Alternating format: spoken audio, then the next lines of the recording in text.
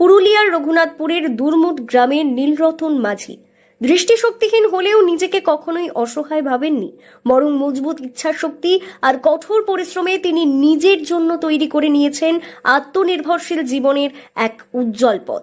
1989 সাল থেকে দুর্মুট গ্রামে মামার বাড়িতে থাকছেন নীলরতন। সেখান থেকেই শুরু হয় তার সংগ্রামের পথ চলা। স্ত্রী সহ এক ছেলে ও মেয়েকে নিয়ে তার ছোট্ট সংসার। তবে এই সংসার আর 5টা সাধারণ পরিবারের মতো নয়, কারণ এই পরিবারের মূল ভরসাই হলেন এমন একজন মানুষ যিনি দৃষ্টিশক্তি হারিয়েও থেমে যাননি।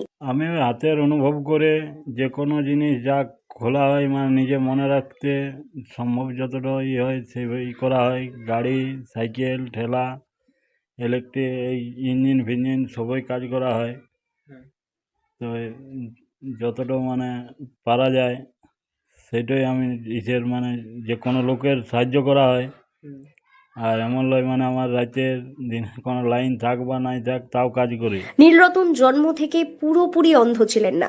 1999 সালে স্কুলে পড়ার সময় হঠাৎ করেই চোখের সমস্যা দেখা দেয়। চিকিৎসা করানো হলেও শেষ রক্ষা হয়নি। চিরতরে হারিয়ে ফেলেন দৃষ্টিশক্তি। এক মুহূর্তে বদলে যায় তার পৃথিবী।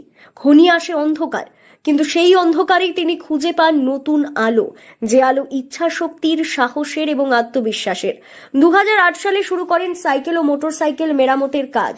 শুরুতে অনেকেই অবিশ্বাসের চোখে তাকিয়েছিল, একজন দৃষ্টিহীন মানুষ কিভাবে গাড়ি সারাই করবেন। সবাই যার অন্ধকে বিশ্বাস করে না, যারা বিশ্বাস করেছে তারাই এই ডিবিসি পাওয়ার প্ল্যান্ট থেকে কিছু কিছু খদ্দের আছে। যারা বিশ্বাস করে তারাই একমাত্র আছে, যারা বিশ্বাস করে নাই এখনো পর্যন্ত সরকার বিশ্বাস করে নাই অন্ধকে, তার জনগণ এমনি পাবলিক বিশ্বাস করবে।